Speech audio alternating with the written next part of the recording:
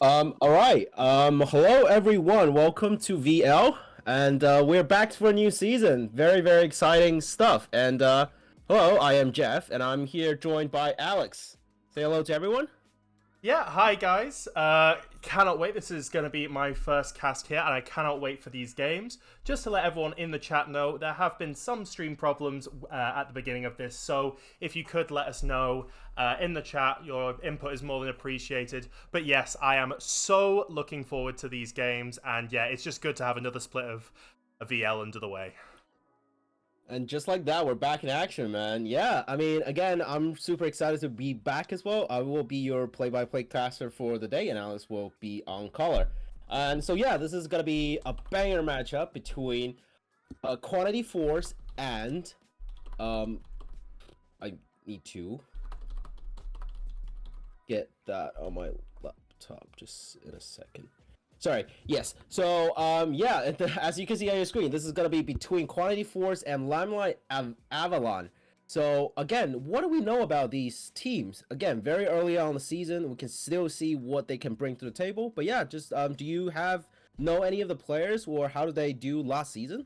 Yeah, so if anyone has been watching VL for too long, they will know the name Quantity. They have been a force in this scene, sorry for the pun, for a very long time. I believe being in the first ever VL stream, Forks as the manager of that org has definitely brought game to and spirit to VL, bringing two teams into this Division 3 split. Very strong force. I believe Quantify actually made semi-finals last time, who were then... I do not believe they actually might have made finals as well, although they did lose eventually, I believe, to Fireflies. Although... someone may correct me. And then we have Limelight Avalon with a very interesting roster. We have also some very interesting names. If I can just read them out, we have Ryanair Pilot, I must say, not sponsored. Gone to Get Milk, Ghazi, Ozen Mummy, and Zegor on the side of Limelight Avalon. And then Quantify, we have names such as Big Boy Stevo, Deadly Fish, and then we also have Cassandra, Moro's Mo, apologies for my pronunciation, and Davey. So those are your players, and I cannot wait to get into this. I mean, yeah, well, just right now we're still waiting for some of the players. I think they're still getting ready, and we should be getting into pick and ban very, very soon. But yeah, just while we're here, I mean, Alex, I understand you manage a team in VL as well, right? I mean, how is that like? Have you guys sort of, is it in the same division? You didn't tell me much about it, and yeah, you guys play any of these teams? Yeah, so I manage Frostbite Mayhem. It was me and my brother, if you know him, Penumbral Pumpkin, who founded the org as well with Mr. Robs.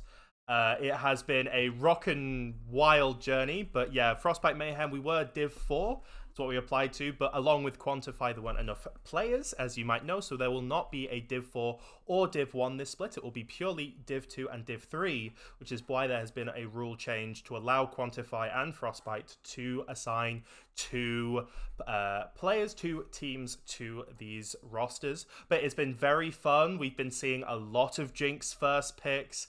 As you might know, if you're watching MSI, Jinx has just been so powerful, but it's been so fun. I mean, if you're ever curious about getting into 5v5s. Just, some silvers and golds who want to improve their gameplay and want to sort of work in that 5v5.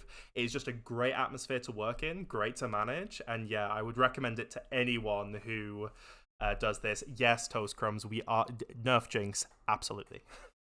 I mean, yeah, and you get the chance to be casted by a very talented roster of casters here at VL, so win-win. Um, but yeah, no, it definitely is exciting. So, we are still here at the start of a new season. Can you sort of again, I'm just throwing a question in your face, and but yeah, can you break it down? Sort of what's the kind of what is our season's structure is in terms of how long do we have until we hit the playoff, and what's at stake for each of these teams? Absolutely. So there is a little bit of a change up this split. So instead of the normal best of one round robins that we have usually, we will be having best of 3 round robins this time in the regular stage. It will be one round where every team will play anyone else. Obviously, we can only stream one a day in Frostbite. Not in Frostbite. Wow, I'm biased. In Valorant League. However, because we have a rule where you cannot stream a single team back to back, do not worry if you're not streamed this week. You will have plenty of time throughout the split to get your stream, to get your name in the highlights, in the spotlight. So that is the change there. And then I believe to compensate for the longer games, we won't have 2 matches a day. That will be compensated by, I believe, I think it's the bracket stage that gets removed, and then we go straight into a playoff stage. So it is a different format. It's going to be very fun, very interesting. A lot more games to practice in the play-ins, and yeah, I can't wait. Sounds exciting. Sounds buckle up for a very fun ride ahead.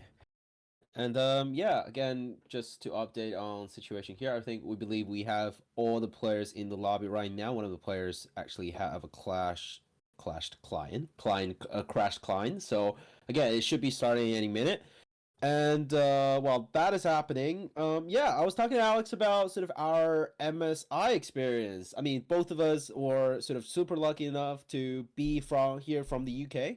So yeah, I mean, tell me about we're just sharing our experience. How was your MSI sort of viewing? Which games did you go? Yeah, I mean, I saw all the play-ins, and literally, I mean, this is the coincidence that you get here in VL, such a small community, and we were sitting in the same stadium on the same day in the Copper Box Arena. It was so amazing. I mean, it's something to experience in person is something to see. The graphics are just insanely good. Like, you look at it and you go, it looks more than real life, and just hearing the casters there, getting those white things. I don't know what they're called, but you fill them with air, and they're really fiddly, and you just mess with them the entire game. There could be a kill, there could be a Rift Herald that's just smacking a tower, but that's always an excuse to smack those 2 air-filled balloons together and blast the eardrums out of your next door seater. But yeah, it was so good to watch. I mean, I watched... Unfortunately, the days we went, there were a lot of 3-0s, loud PSG. Spoilers in chat, by the way. But yeah, it was great to see the players, and you really get to experience something different. One thing I will point out, as I'm just checking, we still have no movement on the lobby. One thing I realized is how much they bass boost the sound. Like, when you recall in normal League of Legends, it's like, oh, it's just a normal recall. But because they add so much bass and it reverbs, when you bass or you hear, there was so much Cassante played, his Tofas going down just made, the stadium just shake a little bit. That's right, yeah. Creates the atmosphere, and it is, honestly, it's so good to go. I highly recommend it, Yes, this cringy Davy dude is the Quantify support. However, we're definitely not biased, so opinions are your own. Okay, and I think again, we're resolving some lobby issue. I think we are ready to go. Yeah, we are all ready to go. We can start talking about draft now. If you would like to go ahead, ask some questions, and we'll get right into it. Well, let's see. I mean, you promised us the first pick or ban Jinx because that party on that champion is off the roof right now, as we all know it. But yeah, like to tell us about this is kind of like still. I mean, again, correct me if I'm wrong, but this is still quite a bot lane centric heavy meta. You know, you have all this super hyper late game carries that's gonna dish out tons of DPS later on 20-30 minutes into the game, right? So what do you think is going to be the 80 carries kind of matchup here that we're expecting? Oh, absolutely. I mean, if Jinx doesn't get first banned as we are going into draft, I will just make sure we were fiddling with the stuff in Tram Select. 1 second, if I can just get this up. I Take your believe we time. should be switching over to it now. But yeah, the bot lane focus meta has. There we go. Here we are. This should all be set up, I believe. So we will see if this all goes through. But yeah, bot lane meta has been so important. We've seen Jinx, Aphelios, all coming in the first stage of picks. I am just hoping to see, hopefully this does go through. Apologies for the technical difficulty. We did have some issues in the champ select. I really hope this has come through. It believe it has not, which is a shame, folks. Take all the time you need. We're all here, and again, kudos for faking this, like providing a stream for us, man. Yeah, apologies, guys. It just, you know how it is. Technical difficulties do come. I will have to actually just answer the door as... Has that changed it? No, it has not. Okay. 1 second, folks. I will be able to come back. But just to update you, it has been Vi, Jinx, and Xayah banned on the red side, with Kled, Olaf, and Milio taken away by... not Limelight, Quantify. Yeah, excuse me. Quantify Force here, betting away, kind of like just the comfort champions from. They take a look at the OP.GG. They say like Miley, the enemy support gon get milk only plays Milio. So bans that away. The Olaf and the excuse me, the Kled is very top targeted. Again, very comfort champion for the side of the top laner for um Avalon. So yeah, the first pick will be Cho'Gath actually here for the side of quantity, and the Caitlyn first pick will be in response. Don't really see that champion that often anymore, but will be paired up with the Rakan as we can see if they're gonna lock this up. Oh, you're back. We hear you loud and clear. Amazing. Yeah, what I've just done is I've put it over so that people can see the lobby. But yes, we have Cho'Gath picked up. I believe that could be actually going into the jungle. We saw Big Boy Stevo actually whip this out in some flex games, and he went, I think it was 8-0 in 14. And paired with that, we do see Davies Thresh. It's been something he's been spamming in solo queue along with the Nautilus. While it won't be paired with a Jinx, this is insanely good, not only to be aggressive in lane, but also to go defensive, to use that lantern to save your ADC. So I cannot wait into these drafts. Again, thank you for bearing with folks with these technical difficulties. Well, we're right back at it, and hopefully, that's gonna be again. This is the hyper scaling, shit ton of damage, 80 carry. We're talking. Excuse me for my language. That just slipped out. Yeah, the cockpit will be picked up for the last rotation on the side of quantity here. So paired up with that Thresh, like you said, a lot of safety for the 80 carry. The W lantern for disengage, and yeah, play into that Caitlyn. It's gonna be have so much range later on into the game.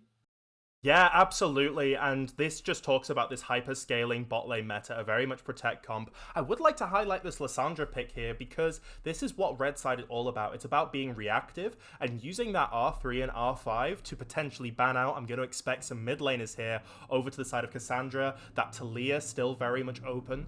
But Lissandra here, you can pick something that your mid laner or your top laner is comfortable with, and then you can ban out those answers instead of picking something like a jungler, which might not matter so much to the composition. So they have decided to pick Lissandra up here for, I believe it is Ghazi.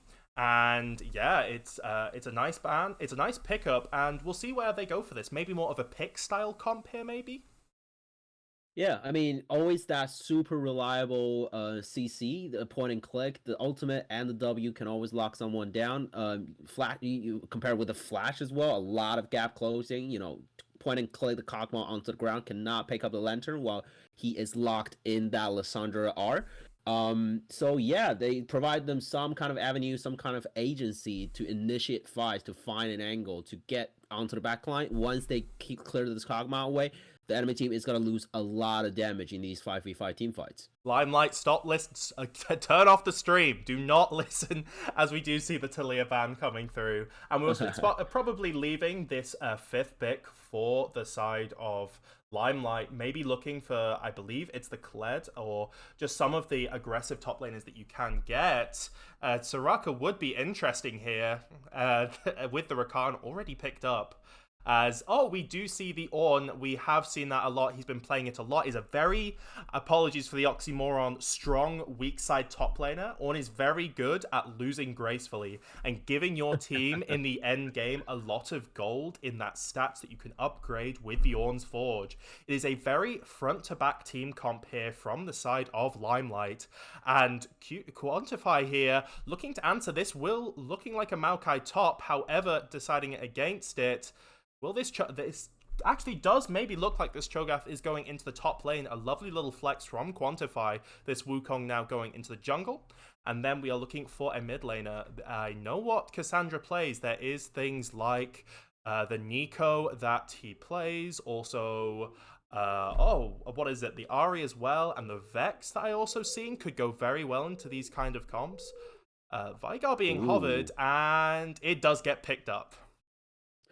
Yeah, no, and really interesting, right? Because now we can see kind of like the clear schemes, the clear sort of themes of these compositions on the right side and the left side. On your red side for Limelight is a lot of, you have the Rakan, you have the Lissandra, you have the Ornn. There's long range engage getting onto the back line. And the Bel'Veth will be the last pick, really spicy pick coming out from the jungle. A lot of early game sort of power, especially with the Lissandra, if they can have a mid jungle, this kind of movement, that would, and if snowball this Bel'Veth, we see in G2's jungler, Yike does that a lot on international and LEC stages. So that's definitely something got to be worth reckoning with. But yeah, interesting. Just, again, the red side, a lot of engages. Just got to make this Kog'Maw's life really, really hard. But again, on the side for Quantity Force, you have the Veigar cage, you have the Thresh, a lot of protective mechanisms to keep this Kog'Maw alive, to fight these front to back with the Cho'Gath, huge tank at the front. So yeah, we can excuse me, very different tactics coming out from the composition, and it just really goes down to how both of these teams execute when they're in the game. Yeah, absolutely. And Bel'Veth here could be, as folks, we do have a 3-minute spectator delay. Do not worry about that. That is all. That is one of the part of the streams that isn't going badly right now. But yes, Bel'Veth actually could be very interesting if Red Side doesn't think that they want to contest these early dragons. Bel'Veth is very happy to take Rift Heralds as a response. The Ornn, Bel'Veth, they might be able to team up. This top laner has been very consistent in solo queue, I must remind you folks.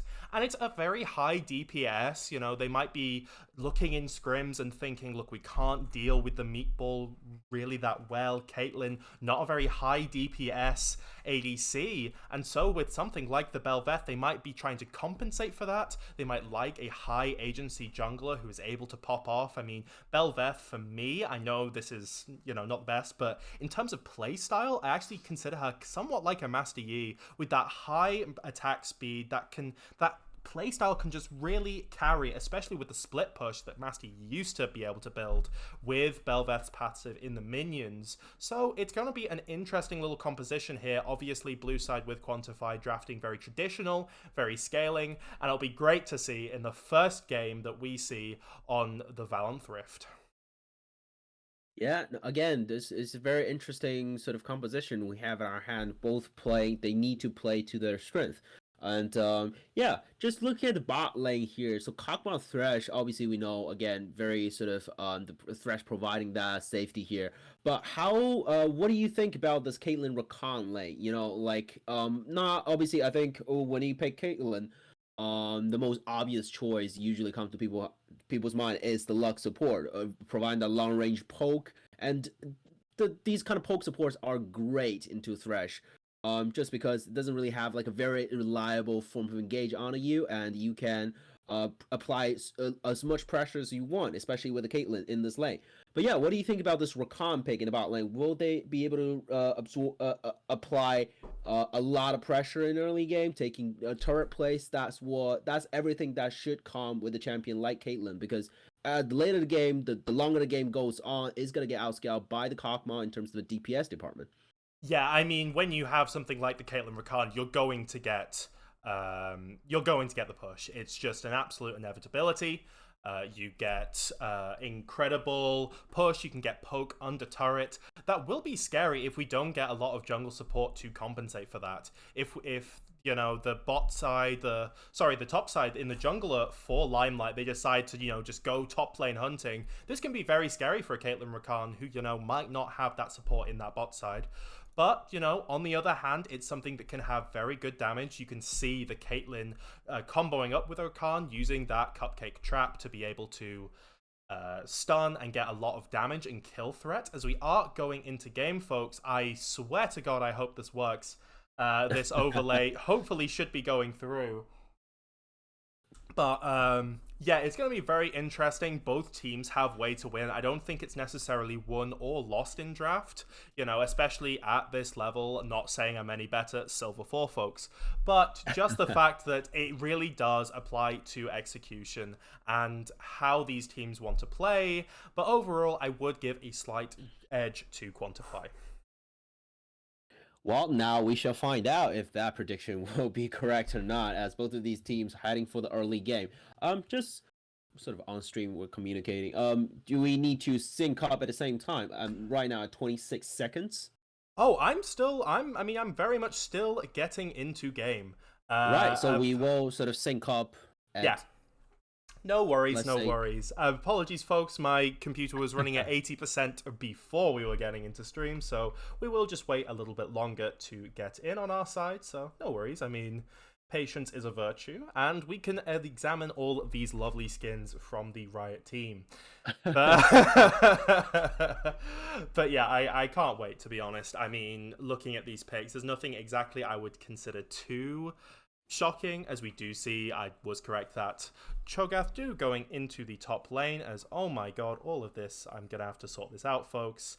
If you could just look at the chat to make sure that this is all looking okay, as I am now at 21, 22. Oh, right. Oh yeah, sorry, I'll pause. Go back to 10. I'm at 26. 26 it is. Wait, 26? All right. 27? Give me a second, sorry. Yeah, no worries. Literally 1 second. Mm-hmm. Oh shit. Excuse me. How do I Okay, 26 I am. All right. Now, so you want to count us down? Right, let's go, folks. Are you ready for VL? Here we go. 3, 2, 1. Happy New Year! As we're finally on to the riff. I don't know why Alex said that. Was not. Yeah, I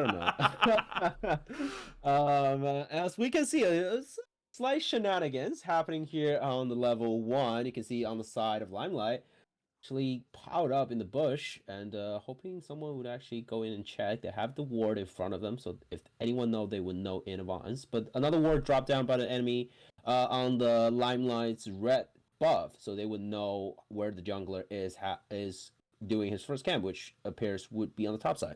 Yeah, predicting the Thresh invade, obviously that hook level 1, maybe paired with something like a lovely Cho'Gath knockup, could maybe have got something, but Quantify look to play it safe, and again, with things like a Vigar and Kog'Maw, you can understand not going for the invade, as Ozamuni and Zegor have found themselves a little bit of an invade here.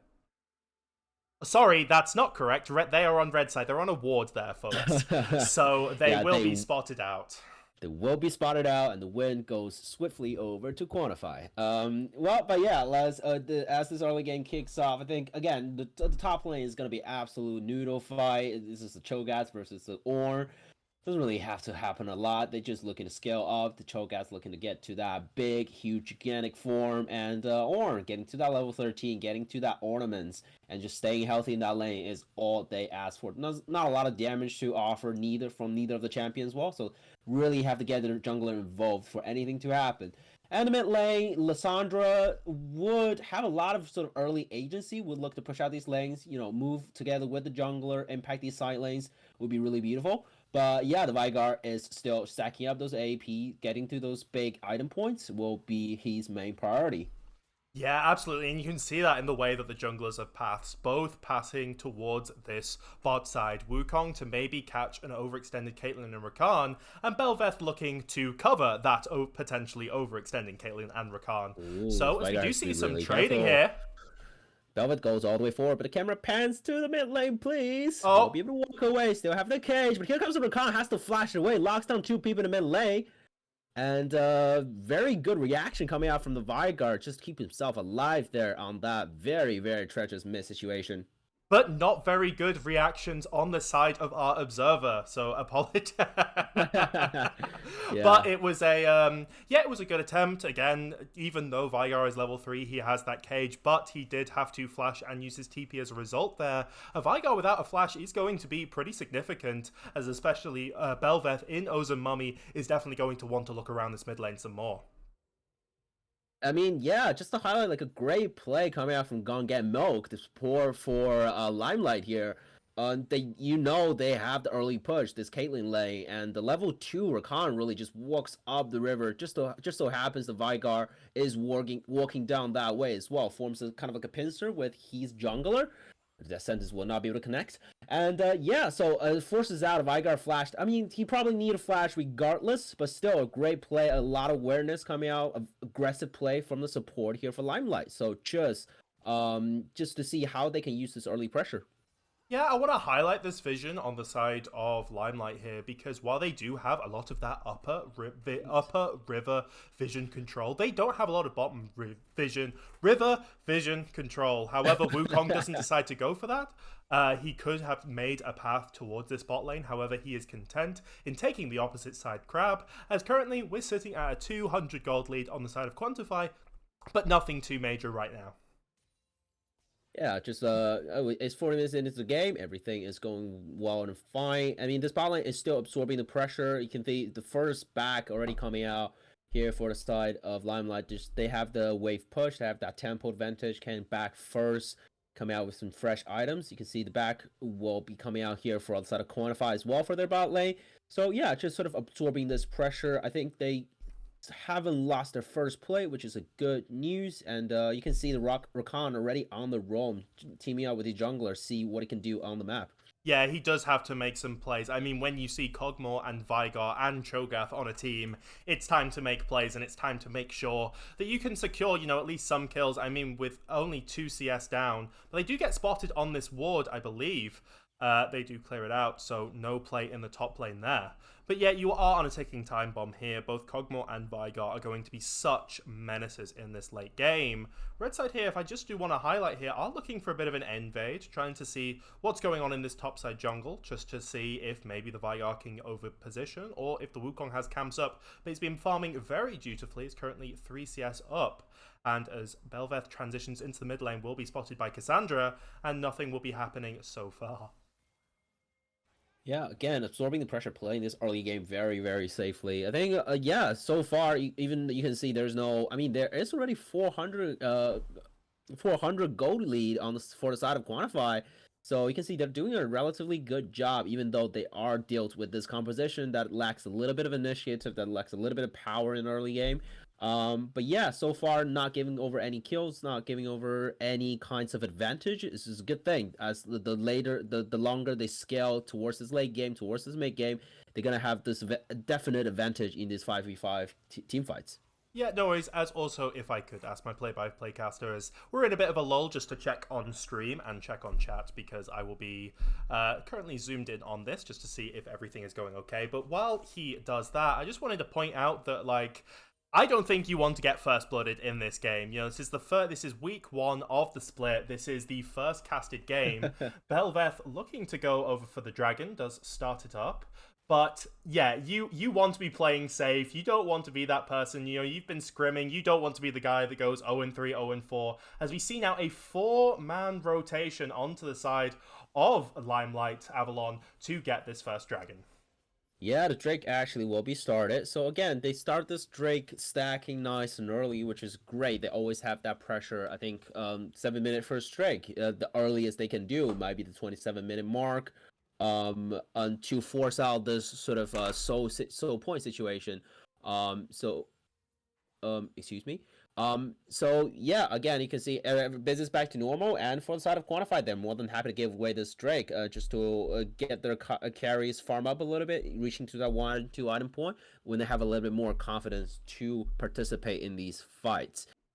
Yeah, the question definitely for Limelight is not when are they going to be getting the next dragons, but when are they not going to be able to get these next dragons. With Caitlyn Rakan and Lissandra into a Vigor, you're expecting to get that push. You're expecting to get that pressure you have in this bot side. So we do see a hook land. Well, goes forward with the grand entrance, takes a turret shot, it's taken down very, very low. They have to be very careful, but here the Cockma, it will be taken very low as well. And yeah, again, a little bit of a technical issue. I don't really believe we have footage on the screen. Oh Lord! Oh my God! Wow, that's not the best. Hey, beautiful commentary. That's what casters are for. So yes, it is. I apologize, folks, as we do have the link. Video link all set up. I think what I'm gonna have to do, folks, is just go to my generic recording thing. Apologize for that, as we do see the Ornhorn coming out. I have switched it to, so they should be coming on first. It is red side being able to get the Rift Herald and also get a kill so far. Vigor gets one more back onto the Belveth, flashes away, does not able to, but here comes the Rakan trying to get a knock up onto the Vigor, but Rakan going very low, trying to get any bit of damage down, but it will not be enough, as it is now 2-1, now 2-2, as in the bot lane we have a solo kill. Rakan not being there was able to get a kill with Morosmo and Davey doing a nice 2v1 onto this side, and after all that's said and done, which was a lot, and remember, not even with the recording, I apologize, folks, it is 2-2, and it is still dead even gold in this game.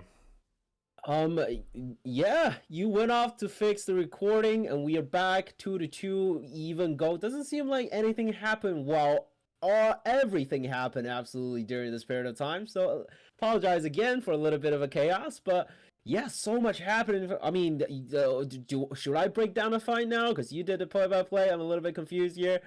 But yeah, so I think it started off with the huge Herald fight, and yeah, like you said, Belveth will be super happy to take this early Herald. Like, with a passive means a lot to him, and you can see charging this Herald on the top side, looking to take 2 plates. We'll be able to do so very, very shortly. So yeah, get a little bit of that gold injection back into his pocket. But yeah, well, in the mid lane here, the drone coming out from Davey, the death sentence will be flashed away from. And to keep yourself safe out of the after the back end of that, they have to be very careful. Wukong is here on the bot side as well. The Grand Entrance will knock him up. And the Charm locks him down. The Cleanse will be able to keep himself alive, but Wukong is still here. Use the clone to get away. The decoy, they want to get onto this guy. Here comes the ultimate, locks him down. A lot of damage coming out, and Caitlyn has nowhere to go. The death sentence is gonna miss, but the kill already taken down. A big boy, Steve-O, 3-2 on a scoreboard, is Quantified, taking a lead here in the early game. Yeah, trying to bite off a bit too much, more than they could chew on the side of Limelight. And also, again, I do want to highlight this Rift Herald. Of all the champions you want your gold onto, I don't think you want it onto this Ornn, especially since not enough pressure could be given. Only 1 plate on the side was able to go over to the Ornn and Belveth. So I think it could have been better maybe to save that recall for a bit longer, and then able to maybe, save that Rift Herald a bit longer, use that shortened recall to get onto another side of the map, maybe even use it for pressure with a dragon that is spawning in about less than a minute. But yes, we now see still gold dead even, folks. You could have joined it 2 minutes, you could have joined it 11 minutes, and still you would have had a dead even game. Well, welcome to the stream for those of you who are actually joining up. Yeah, the spotlight situation. Ooh, this 1v1, Cogmont looking very menacing. And the Rakan is here nearby as well. Wukong, both of the jungler is here on the bot side. They have to be very, very careful. Play this very, very carefully. The Bel'Veth is on the case, and Death Sentence will connect onto the Rakan. Not very ideal, but here comes a re-engage. The Death Sentence comes out, and it gets very, very low. Gonga Milk actually takes down a kill. Bel'Veth finds the reset. It cannot go over. Charm up and taken down. Bel'Veth finds another kill. This is the snowball jungler that we were talking about, and it's going absolutely rampant here in the early game. Yeah, Limelight just starting off that fight, and Quantify were just not ready. They were not able to get their damage down. Garcy very low there in the mid lane, as we do see the fruit of their reward being a second dragon now. Given that it will not be a Cloud Soul, it will be one of the other 3 Drakes. A correction, 4 Drakes. I forgot that patch came out. As it will be the Mountain Soul that will be the case, so we will have, as Big Boy Steve will get engaged on here. Still looking for more, but here comes the decoy. Veigar is coming into the scene. Still have the invisibility dash out of the ward. Excuse me. Will be stunned up. The big shutdown goes over to Veigar. That's absolutely bad news for the side of Limelight, as their AD carry is getting focused on in a 1v1. Can Kog'Maw still chase out of this? The ultimate, the living artillery takes him down. So again, 2 quick kills back over to the side of Quantify Force. Just this fight just would not stop, man. Yeah, Quantify bringing that back, and I was focusing on the mid lane. I was focusing on this Rakan trying to get out by the skin of his teeth. Just an overstep there from the side of Bel'Veth, but then this Kog'Maw, who has the W-empowered autos and can be a force with and of himself. If you've ever experienced a Kog'Maw in solo queue paired up with a Lulu, you will know how strong this trade pattern can be. But Limelight Avalon not comfortable with that. They have sent 4 members down for this Kog'Maw, and they want him dead. Oh, they have to run, but they decided to declare a ward. I think they didn't really have to do that. They have the Lissandra, will be able to lock him down. There's so much damage coming out from the Bel'Veth, and the Kog'Maw cannot walk away. Will be taking down a kill. That's already 3 kills on the side of this Bel'Veth. Already completed first item is the Kraken Slayer, and well on his way to a very, very good early game. Is here the siege will happen, but here Wukong have a lot of damage flashed away from actually the grand entrance. The Death Sentence connect onto the Caitlyn. There's nowhere for him to go. The charm will save some time, and Caitlyn still kites away. Will not put out a lot of damage. The grand entrance goes back in. Gonna get milk. Fancy footwork will not result in anything more. The Bel'Veth here is in support, so the Wukong would not look for any further engagement. Yeah, and it was just a nice bit of trading there, but again, nothing really. Oh, sorry, the Wukong did go down. I mean, sorry, not correction, not the Wukong, the Kog'Maw. Kog'Maw, again, very squishy without items. We usually see I believe it is the helm, the purple helm, or just some kind of tank item. I remember he used to go Frozen Mallet for some point, just because Kog'Maw needs to be tanky. I will highlight, actually, Bel'Veth starting off a second Rift Herald. It's second Rift Herald, folks, and it's not even 15 minutes yet.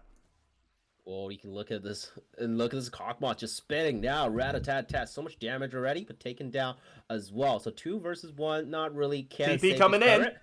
There's a lot of the beautiful Everfrost locks down the 2 actually, but they have to keep the Bel'Veth away. Find a reset, not be able to do so. But here comes the Orhor. The Cassandra Aura is already taken down a kill. The Herald also goes over to the side of the Wukong. Bot lane explodes as well. This is bad news. This is disaster for the side of Limelight.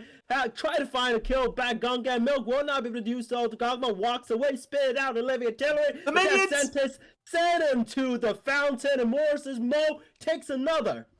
Oh, that is horrible for Limelight Avalon. I mean, they just lost on both sides of the map. They not only losing to a Kog'Maw in this early game, but then also losing on the top side of the map around that Rift Herald. It will be the Rift Herald that does go over to Quantify as well, and maybe even getting this tower down. No, I don't believe straight away with that health. Am I a good caster? Yes, I am, but the action doesn't stop. Here comes the mega engage coming out from the Lissandra. Beautiful shutdown goes over, but Bel'Veth's taken down very, very low. Not really tanking enough. This Wukong still going. The auto is not going to be enough. It takes this one back, and they get everything in the mid lane. Oh, disaster to disaster. Not only do they get wiped out, 2 players going down for the price of 1, but they also lose this tower. And it is not first tower, as also folks do to remind you that the top lane tower has been taken down as Caitlyn gets gets a tower of her own for compensation, but now a 3k gold lead onto the side of Quantify. And remember, this is a team with Kog'Maw, Veigar, and Cho'Gath, 3 scaling champions that will be an absolute menace. And this 3rd or 4th dragon is one where Quantify are going to start flexing their muscles. I mean, yeah, like they graduated from elementary school. This is gonna be the big boy sort of prom situation. They are already, you can see already how confident this Kog'Maw is playing. Just walks up, trading autos with Caitlyn, and Caitlyn simply cannot resist the amount of damage, the amount of movement speed that the Kog'Maw can able to provide. And yeah, so again, this is going to be very, very tricky situation. They still have their Bel'Veth, which is a point of strength for them. The Lissandra engage is going to be absolutely perfect. See the Rakan spotted out about where they're trying to enter this river entrance, but the 2 choke point are being controlled very, very nicely. The choke is in front, the Davy as well. The death sentence goes a little bit wide. That is could be on a gun cooldown, but the rest of the team is moving into this choke point. Here comes the point. Has to be very careful. There's no Veigar cage, by the way. I'll focus on front side. It's gonna be the Thresh will be taken down. Shutdown goes over. The rest of the team is still very, very healthy. The Wukong's not gonna be enough, but a massive knockout coming out from the Cho'Gath. The rest of the team cannot exist. Forces Moses out of backside. Untouched double kill for the Wukong. A triple kill for the Wukong as they will take the Drake as well, just for the consolation prize. What a knock-up from the Ornn, but it was not, sorry, the Wukong, but it was not enough. They tried to assassinate Kog'Maw in this fight. They tried to go on at him. Gone Get Milk was able to do his damage. They were trying to CC him up, but it was not enough. This is not a good pick comp, especially not with the Lissandra damage. And so Kog'Maw was able to stay alive, and with these bruisers like the Wukong, they were able to deal so much damage. And again, with this combo, with this classic front to back team comp, able to get really good CC down, and it's 15-8 now. This is getting worrying if you're a Limelight Avalon fan. I mean, yeah, it started out looking so good for side of Limelight as well. The Veigar cage was used really preemptively on the side of like a choke point to zone out the Lissandra, I believe. And yeah, the moment the Warhorn came through, it was able to hit on multiple targets, and the Thresh was on the front line getting focused up. But that's where the problem came in for this composition. Caitlyn is not fed at all. They have a lot of very single target damage. They took forever to take down the Thresh on the front line with the amount of CC they provided, with the amount of crowd control. It was able to lock down an enemy champion, but they just lacked damage in a span of 4 seconds. And yeah, once Quantity Force catches breath, they can re-engage onto them, and it's lights out. They were never able to get onto that Kog'Maw, and yeah, it was a landslide of a win for the side of Quantify. Yeah, so folks, you're down 4.5k against champions you know are going to scale really well. So what do? You play conservatively and you look for picks. And if you've seen MSI, you know that these Eastern teams especially, that you can't count them out. And that is because they will punish you for every single mistake, every single overplay, overconfidence that you have on your team. Kog'Maw is the key to this comp, and Veigar is too, but a catch onto them, a coordinated catch with good vision control that we do see Limelight now setting up into the bot side of the map, can be a place where you see Quantify's comp fall apart. And as we saw in the early game, if there is just a slight bit of miscommunication on the side of Quantifiers, we do see a little bit of a jungle trade, but nothing will happen so far. If there is that miscommunication, if Limelight can get their damage off before as Steve-O goes in, Wukong goes all the way in. It's a little bit too far, but so much damage comes in. Lissandra will be stopped, actually. Also, have to save himself alive. The TP comes in for both top laner, and Lissandra's already down. Seagor here has to go away. The rest of the team here flashes all the way back, but Deadly Fish have no fear on the backside, actually taken down Bel'Veth already. The Caitlyn will be caught on his own terror. He's so tanky, he does not give a damn. Goes all the way forward. Another knockup. We'll be able to do one more auto. A triple kill for this gigantic behemoth of a monster. That is the Cho'Gath, and they are looking for the Purple Worm. Who said top doesn't matter in this meta? Who said it? Give me their name. Tell me them. I need to talk to them. Because, well, just using the tankiness and using that great CC and space that was able to be given over to Deadly Fish, I also want to highlight Davey there with that lantern that saved Big Boy Stevo, allowing Quantify to reposition their lines and be able to make that fight so much better. But yeah, wow. Able to walk over this order, as if we do look, we see 4 and 1 and 6 on this Cho'Gath. Bounties across the board, and yeah, it is going to be very difficult for the side. Only 1 item completed on this Bel'Veth, so not much to respond, and with Caitlyn, as we talked about, not a lot of consistent damage. It is looking very scary now. A 10k gold lead for the side of Quantify. Yeah, this is the point where if you just look at every single one of these 5 champions on your right side, on the red side, who's gonna kill this Cho'Gath? Like, the Caitlyn doesn't really have any kinds of damage. Bel'Veth, like you said, after that fantastic early game he was on to, yeah, it's 3 and 5. It's struggling to complete his second item at 20 minutes mark of this game. And yeah, Cho'Gath can do whatever he pleases, charges onto the back line and just applies so much pressure on the Caitlyn.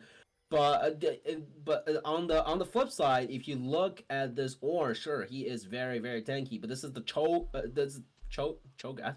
This is the Kog'Maw that we were talking about. Shred through tanks like hot knives through tofu, absolute in an instant. So yeah, so they just have to be very, very careful. And moving to the river here, maybe they want to launch for some fight. This is gonna be second Drake for the side. This actually connects onto the back line. Has to be very, very careful. The Rakan won't be taken down. Bel'Veth is in very sticky situation as well. Another kill goes over to Cassandra. Oh, and 2 quick kills as they pounce and take down the enemy chances. Actually, they have Baron. Maybe they want to end this. Maybe they want to push this. They only need 1 or 2 people on a Drake. And here the mid lane Siege coming in, another knock-up, he hits onto the enemy team, and that sentence connects onto the horn, and you can see how fast the health bar is dropping, no matter it's a tank or not. The Caitlyn's also losing most of his HP as well, so the Siege is coming on here in the mid lane and in the bot lane. They want to look for the tier 2 turret as well, and the Drake will be taken down. They get absolutely everything on the map. Yeah, I mean, that was just coordinated, and with that wallet, you can just smack them over the face. It was impossible to kill the Cho'Gath. Davey with some clutch hooks there. Now, and especially now with these 2 mountain dragons as well, you're gonna have to be thinking, look, let's play well, let's lose gracefully. But on the side of Limelite Avalon, you've got to be thinking about what we can do in game 2. Again, it is not over, folks. There are more games to come. But yeah, wow, Quantify really showing up here in this game 1. Yeah, this is the point. I think, well, it was the point like about 5 minutes ago, but we just got a chance to talk about it. They are absolutely staring the bottom of the barrel. You can see the Wukong just stashes forward, using his clone, using everything without really concern for his safety, because they are just that ahead. He has the whole team behind him, maybe a little bit too much. They have to be very, very careful. Still have the clone, will be knocked up. 3-man knock up. The rest of the team is on hot pursuit. Here comes the cavalry, and the rest of the team piles out of them. Limelight doesn't have a chance. Cho'Gath's forcing 2 people. The main carries, flashes over the war. Doesn't really care. Still knocking off the Caitlyn. He is just that good. The rest of the team is here to support him. The Thresh won't be able to just file control, and like you can hear us laughing because it's just not fair, and just so much skill pressing the outplay button, and and then they don't have the Baron buff. There's 2 minion wave coming in from mid lane. They want, and they have dinner reservation. They want to call this game 1 a win. There's a 4-man Orhorn. Actually, they have to be very careful. He's down! Off the unkillable Cho'Gath, taking way too many turret shots. They have to be really careful. But here comes the Wagar Cage, pushes him, stuns the Bel'Veth, and they will be taking him down. Flashes forward. Want a leap strike. Double kill goes over to Wukong. This guy is so strong. The Lantern brings the Vigar back. No, business as usual. They still have 4-man strong. They still want to look for this turret. They have to be really careful. Here comes a Flash engage. Want to look for the back line, but Thresh is still alive. Ultimately keep himself alive, and there's no damage to follow up. The Rakan has to walk away. Won't be able to do so using the Grand Entrance. But again, Limelight threw everything in the kitchen sink at the enemy team, and Quantify will force walk away to fight another day. They do stall eventually, so it is a fair fight on the side of Avalon, but yes, I am standing correctly. This Cho'Gath can go down. All he needs is to tank 40 tower shots the entire enemy team. Honestly, at this point, if Deadly Fish just plays a bit more reserved, I think Deadly Fish's internet is more likely to kill this Cho'Gath than the enemy team. I mean, we've said technical difficulties before, folks. Don't count out the VPN diff. Do not count out the Ethernet diff, but yes, it was a very long extended fight, honestly a hero cast as well as a hero defense, but yeah, as we see Deadly Fish and the team now swarming around him, looking for the end, looking to make sure to close this one out very by the book. It is going to be probably lights out, folks, as we see going on to right now. Boy, have to use the Flash and the Gale Force just to get away. But here comes the big monster. He just cannot get away. Look at how are you supposed to fight over that? But that's just a life of 80 carry, mate. As this Cho'Gath goes all the way forward. And the disengage comes in. They're fighting in between two terrorists. Didn't really mind. Doesn't seem like they will. And the Quantify Force pushing onto the top lane. They have the mid lane pushing in as well. 2 lanes of pressure apply on 4 people still left standing on the side of Limelight. And yeah, Quantify Force here decided just to go to Baron, play it very safe and very by the book, like you said. Yeah, I mean, they have all the time in the world. It's not like they are on a timer, because we know that they just get stronger. As we see, they are looking for a pick. Oh god, they just go to Baron and bait them into calming. There's so much vision in enemy side jungle as well. They know exactly wherever they are up to. And just decide to turn around, find a fight, the Death Sentence connects, and everything looks so easy for the side of Quantify. Just to make a point, Deadly Fish, a little bit of a bad manner problem here, but he can do whatever he wants, step onto the trap, tank up on the front side, has to be very, very careful. Lissandra actually got CC down. Morse's Mo have no mercy, takes him down with him as well. Goes all the way forward to Caitlyn, will be knocked up, will be dragged down, will be locked into the cage, and the double kill goes to the Vanguard as first game goes convincingly to Quantify Force. Yeah, bang, and the Belveth is gone. I mean, that was just an incredible one shot and just incredible damage at the end. Limelight trying to do stuff in the early, trying to get that dragon stacking down, but it was not enough, folks. And eventually, you know, they were just able to slap them with their wallets. And as I am trying here to get back to the... there we go. But yes, sorry folks, just sorting out some stream stuff. But yes, it was honestly a very good play by Quantify. Didn't make too many mistakes. And ended all a very clean, easy to execute draft. A very easy to execute game. Yeah, it was one of those classic games where it was close until it wasn't. Yeah, they were able to put out good fights, you know, making plays around the map. The Belveth was off to a fantastic start again off this game. But yeah, some point off the line, there was a disastrous hero fight where they just lost everything, and the bot lane is losing out of 2v2 as well. The Kog'Maw curve spiked super early, caught them off guard almost even. So yeah, they sort of just lost control of that bottom lane very, very early on, and the rest of the map sort of just followed, kind of crumbled in front of them. So yeah, again, for them is a lot of sort of talking points, heading into the locker room, you know, to talk to each other. What exactly went wrong? Is it the draft? Is it the direction they're going? Or is it just simply in-game execution? They can communicate with each other better. But yeah, that's for them to discuss during this little recess. And as of now, we will take a little bit of rest and get ready for game 2. Yep, see you in a bit, folks. As I will try and get the audio back, as we will just take a little bit of a break.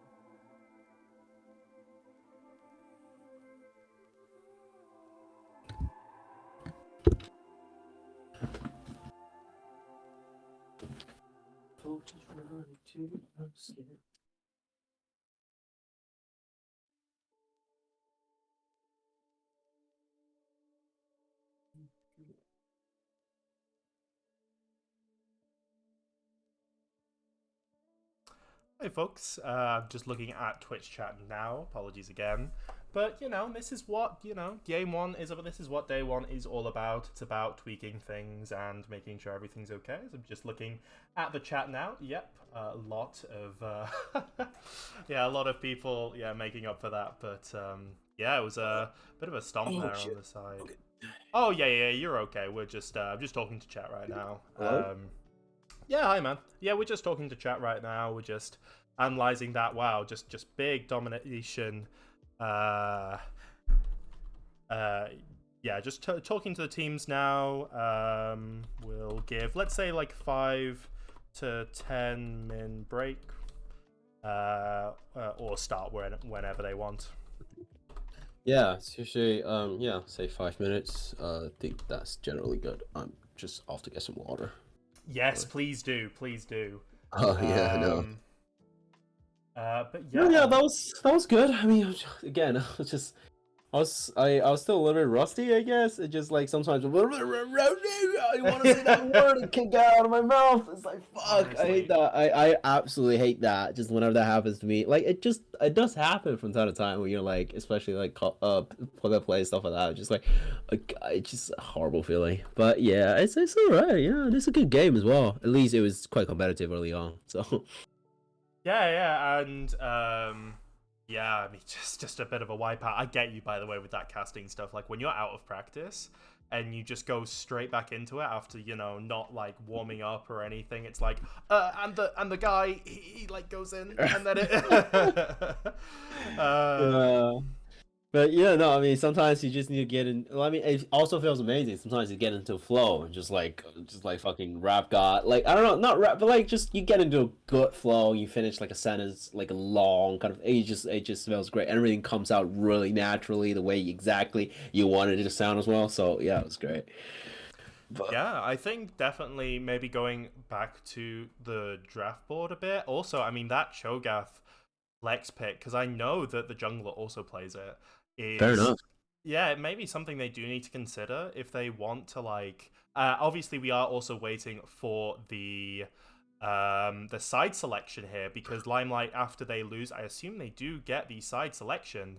Mm-hmm. And yeah, I think a blue side would definitely be on here, not only to be able to play that Jinx, but also maybe get that Milio or get a pick that they want to have. It just seems like they weren't able to utilize those R3 and R5. I believe it was Lissandra on R3, and then R5 was the Belveth.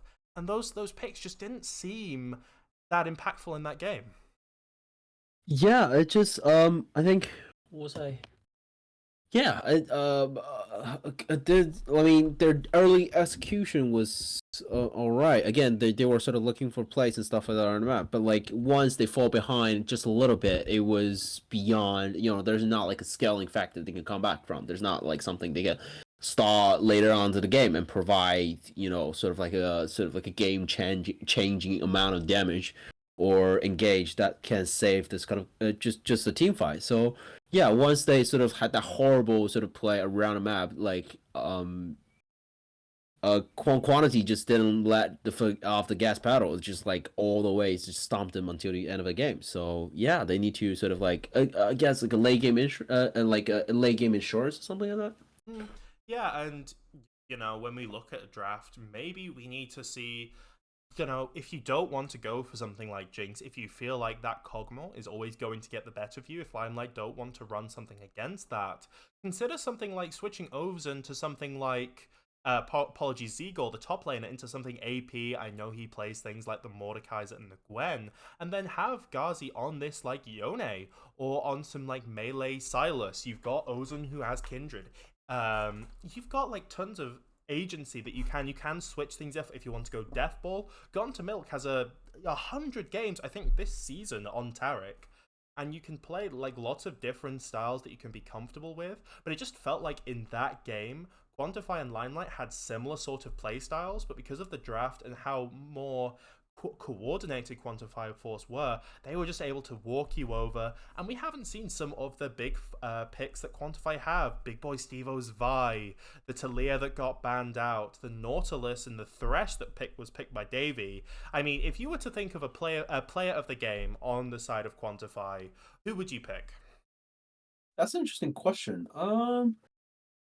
I think that's actually, yeah. I mean, so yeah, like the most impressive one, which is like catching it. Like we talked about Cho'Gath for like the 80% of the last, I think, 50 minutes or something. But yeah, I think what was his name again? Jesus Christ! I cast the entire game and I forgot his name. Deadly Fish and Davey. Deadly Fish was the top laner. Davey was the Big Boy support. Stevo, Oh, yeah. Big Boy So like, Stevo. yeah, no, I'm quite impressed with like a lot of the decision making and like the fight he decided to take, and the rest of the team sort of did back him up, I think. But yeah, he was in quite a disadvantaged early game, but he sort of like controlled the tempo and found like good fights, especially around the hero. Yeah, sort of like just like neutralize the impact of this Bel'Veth like sort of as the game go on. So I see you folks in chat saying all Quantify. Yeah, you're not biased at all, are you? But yeah, I would like to highlight. Oh, and Steve-O's in chat as well, beefing up his Wukong. mm. Making sure to get, all the self promotion. But yeah, I do have to hand it off to Wukong. Was got some lovely cyclones there with the ultimate, was able to cause just so much disruption to what Limelight were trying to do. I would also, I mean, for me personally, I think the iconic Cho'Gath just running down the whole enemy team and just not be able to do anything. I mean, that was also very good. Able to utilize even the fact that that these are two scaling top laners. The Ornn very much felt like a scaling top laner. The Cho'Gath very much didn't, and felt just like an absolute meatball who was able to turn on. Getting so many kills. I believe he ended 5-1 and 9, or just to some incredible. He was built different, absolutely dodgy, and literally. And but yes, I agree. Big Boy Stevo living up to his name. Can he replicate the same in game 2? We will have to find out, because the players still on a little bit of a break, so do not worry about that. But yes, what a game. Yeah, we need to tighter player regulations. Jesus Christ, they've been gone for a minute. Absolutely, nerf Jinx. Yeah, we need to regulate these players, man. Yeah. Cho'Gath health down 15%. Let's do it. Yeah. No, again, really convincing. I think there's one little takeaway is that what was I thinking? One little takeaway is that in a lot of sort of the VL games that I've been a part of in casting and stuff like that, I guess. Yeah, there was usually quite two teams might not be like always very evenly matched in terms of the laning phase. Regardless of the sort of the composition, obviously this time you can see the Caitlyn Rakan lane, for example, is very sort of early game power focused, and they did get a little bit of advantage early on. But yeah, just like for a lot of those VL games, you do see there would be like a lane domination. The difference between just simple, pure laning abilities, and sort of that snowballed into the game, make their junglers like lives a lot easier, making plays around the map and stuff like that. But for those two teams, I think in general they are very evenly matched. The bot lane, you can see, did struggle a little bit earlier than we would have expected against the Kog'Maw lane. But in general, I think the laners are all quite evenly matched, which makes it quite sort of just a little bit more exciting matchup. Okay, as the lobby is about to get ready, I am going to try this once again, folks, but do not worry, we have that backup that we have before. I am watching this now, so we will just be setting this up now. I am now in Champ Select, but I believe... Okay, you guys can start. I will just say... start in the lobby. But yeah, it does seem to count down without. I think there's some source that I mean, I put in the source key and everything, but it seems there's something that hasn't just clicked right.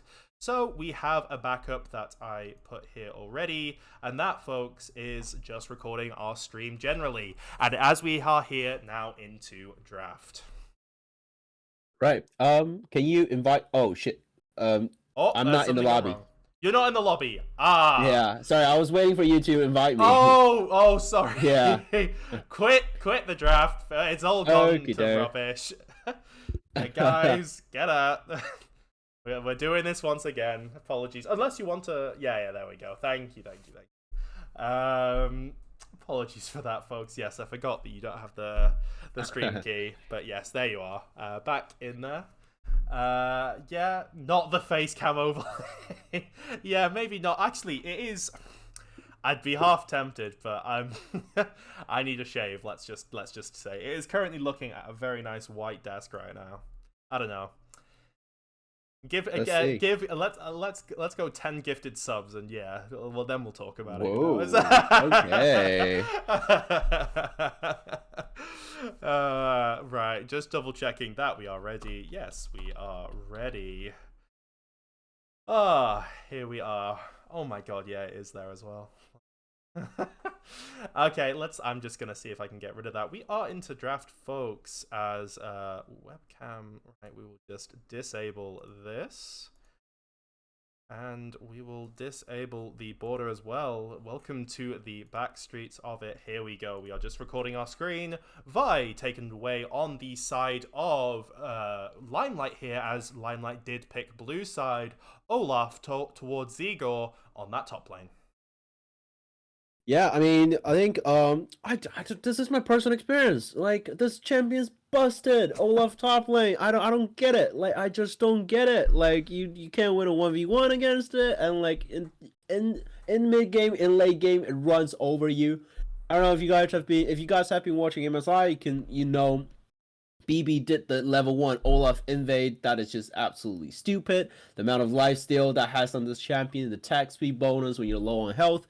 It's a very strong champion just in general. So yeah, betting it away, it's a really good decision, I guess, from the side of Quantity Force and the Mylio as well. Yeah, kind of like Gongat Milk, the support for Limelight here's one-trick champion. Yeah, our brains cannot compute at the strength of this Olaf. Jinx still left up here, and yeah, very smart bans on the side here of Quantify. Olaf towards Zegor's very strong champion, and Gon Get Milk basically just one-tricks Milio. So maybe expecting something like a Jinx. On the side of Limelight, though, we see the Vi targeting the jungler. It is very strong, his Vi. The Kled taken away. Oh, wow. That has been something strong. Jinx left open here, as well as something, if they want to reveal their comp early, something like a Kindred.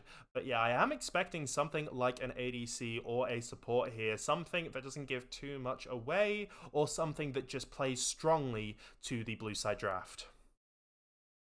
Whoa, instead of a Jinx, it will be kind of like the more complicated, big brother of that champion. Again, just Jinx versus Aphelios. If you're watching professional plays nowadays, it's just like that sort of like here we go again meme, and it's just like yeah, as you can see, the Jinx in the answer. But yeah, just because these two champions have such absurd amount of power level, in which case they will decide not to. Maybe on the third rotation, they still have one more pick to get that into their pocket before the second ban phase comes through. But yeah, that would be the Aphelios for the side of Limelight, and the Cho'Gath Jarvan running back the Cho'Gath for the side of Quantity. Yeah, and you see this in MSA a lot, knowing that Aphelios is like the one good pick into Jinx, both having range, doing very well into Jinx, going in the lane. As we see here now, Ornn picked up as well in the first phase, not even just going straight into that Cho'Gath, running this matchup back because the team comp identity is there. Aphelios is going to scale like a madman. If he goes into Jinx, that's perfect for Aphelios because this is the matchup that MSI's answer to Jinx. We do see now the Zag as well getting pinked up. 2 tanky boys and 1 very powerful hyper carry. Yeah, I mean, they're sort of just showing their cards a little bit earlier, not even trying to hide what they're doing, protect the precedent kind of thingy. Just, yeah, beefy front lines. The Jinx will be picked up before the second Mind phase come through, as we expected. And, yeah, is AP Zack still a thing? This is like a Caps, kind of like a weird church school of thought. Is it still, like, AP mid lane Zack, is it still a thing? I mean, when it comes to caps, I mean, you can't leave any champion of the 160 off the table, or how many we I have guess. now. But yeah, I mean, you can rush. I think, if I remember the meta builds on Zac rightly, you do go Demonic Embrace into Jack Show. That was the item I was thinking of from before. I'm a great caster. But yes, you can opt for a little bit of AP with the Zac, but yes, it is usually sort of full tank, maybe going Radiant Virtue, maybe going Sunfire Cape. You see the Silas taken away from Ghazi. It is a very staple champ, and you also see why. There can be some dangerous ults. I mean, imagine a Silas with a Cho'Gath ult. Oh, sounds disgusting. And on the other side, this is a very sensible ban from Limelight. Jinx, compared with Thresh, is a tried and true combo. It is also one of Davies' strongest champs in the side of Thresh. Excuse me, also paired. Another one would be Nautilus if they wanted to consider it. But yeah, very standard bans. And yes, I do like... I'm more happy with Limelight in this draft as we go into the second phase. Yeah, so this is gonna be just just with both teams have to fight for the support pick. Not a lot of sort of very safe, paired with your hyper carry picks left on the table. So you have to be really, really careful here. Obviously on the left side for Limelight, they already have more than enough engaged, the Ornn and the Zac, so they can pick something. The Janna is already picked away as well. I think we've seen this champion yesterday, or the day before, in MSI as well when G2 pulled it out. Mickey S had a masterclass of a performance on that. And so yeah, that would be interesting. Renata Glask actually. So yeah, like a very strong disengaged safe support alongside the Aphelios. Yeah, when you see Jinx and Janna with a strong front line, you do not want to go engage. That is what the Jinx and Janna are waiting for. And thing with Renata, she can have a strong early phase. She could be so disrupted in those ball-on-ball team fights. The Victor as well, with that Chaos Storm. I believe that's what it is. I'm not just accidentally got Warhammer coming into my head. I hope that's the name of the ultimate. But yeah, it's just super good AoE damage. Aphelios can add to that as well. And if you're going to run into a ball like a lot of 5v5s do, it is a standard tried and true combo, just death ball, engage, attack comp.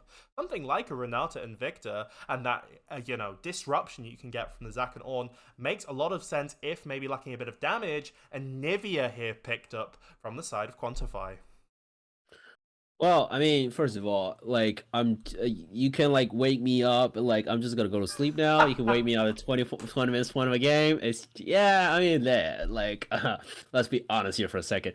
No, I mean, yeah, I think compared to like clearly they took their sort of draft ideas into the drawing room and just shove it down to the bin for the side of Limelight. Because yeah, last game it was a lot of early game agency. You have the Bel'Veth, you have the Lissandra, sort of engage and playing around this mid lane tempo.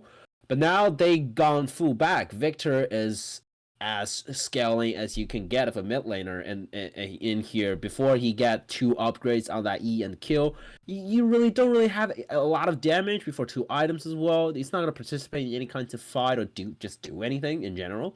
And Aphelios as well versus Jinx, and then Nivea as well. So much zone controls. This is a super interesting pick coming out here. So yeah, we'll be looking to separate this sort of like a front engage line of the Ornn and the Zac flying in, and their back line of Victor and Aphelios. So again, not something that we see every day, but a super interesting pick to really keep our eye on. Yeah, and it is why, once again, I do prefer Quantify's draft here a little, because I've seen this so many times in scrims. You get this, like, really tanky frontline hyperscaler. Like, in theory, it's like a Korean SKT draft from, like, years ago. It's something, oh my god, we'll have so much damage and we'll have so much tankiness. They won't be able to do anything against us. That in theory, but in practice, I mean, Jarvan, Anivia, Cho'Gath have agency in the mid game. They have agency in the early game. With something like a Victor and a Felios are really going to need time to scale unless this Zac just Ozamumi decides to take off this game, as we saw Big Boy Stevo do in game 1. So I've seen this, like, in theory and in the crafting, it all looks great. But in practice, this Victor and a Felios are going to have to get big. They are going to have to be hungry and start eating very soon. Otherwise, you're just not going to have the damage to be able to deal with things like the Jarvan or get those damages off against a Cho'Gath, because then you're in very hot water. Yeah, so I think again, like you said, both of the teams really heavy focus on the 5v5 on this sort of late game team fight. Excuse me. But yeah, so in terms of this game, again, towards the mid game or early game goes, the initiative is mostly in the hands of excuse me, for the side of quantity force. Yeah, you have the Nivea, you have the Jarvan, which is a very early game kind of jungler. Doesn't just kind of like loses a lot of his power past 20 minutes, plus 25 minutes.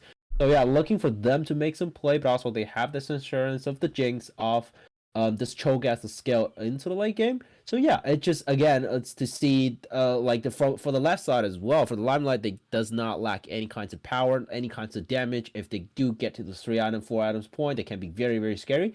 But yeah, for the early game, mid game, they are mostly just playing for like a reaction kind of a role to see how well they can counteract and sort of anticipate even the quantities move and plays they're trying to make here in early on the game. Absolutely, and I just want to get some chat information. I believe Frostbite Mystics are winning their game against Quantify Nova. Hey. From a definitely not biased source in their mid laner.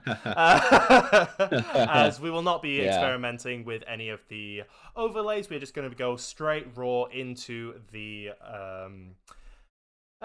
game. I hope that will be best for chat. Chat, I do need to know, who are you supporting here? Are you wanting to see the Quantify 2-0? Or do you want to see the reverse sweep on the side of Limelight Avalon, one of the titans of the VL versus one of the newcomers? What are you thinking, chat? Let's get some hypers. Let's get, 40 people can feel like a lot more, especially in a stadium that we were at. There can be all types. So let's get some energy. Let's get our let's get some hype around this as we're going into game 2. Yeah, I mean, it's always easier to vote for the underdog. And speak of that, can we just make sure we're synced up? So absolutely. So I am at 5 seconds. 6. 5. Let's go to 10. Okay. Wait, I'm pausing at 10. Yep. Wait, let me just get to 10. Wait, how do I? Oh shit! Wait, excuse me. Okay, so you want to count us down? All right. I'm not gonna do the cringe thing again. All right. 3, 2, 1. Let's go! Oh. Nice. Okay. All right. Not saying anything. I like that though. They should do that in LEC. They should be, have a whole stadium sort of like countdown to the game. That'd be sick. I mean, it would be like so like low budget, but especially. Oh, and we have a pause. Let us go. We do see a technical pause coming out, as assuming, no, we have one. Oh, okay. There's one person going to the toilet there, folks. So obviously we will wait for them to relieve themselves, and we will be able to get back into this shortly. What do you think of the state of the game so far? Oh, it's absolutely teeth and nails. Both of the teams here fighting for survival. One mistake, one misstep. The game can't end right here. Not really. I mean, yeah, this is still very just sort of like starting out again. I think as a kind of a Victor player myself, again, I think as much as we talk about sort of like the scaling composition for the side of Limelight, the Zac still have a lot of agency on the early game, deciding where to gank, have this very sort of safe the passive as well, sort of just can try for like a elastic slingshot, see if any kinds of damage sticks or not. But yeah, like just speaking from just very boring and disgusting beginner player myself.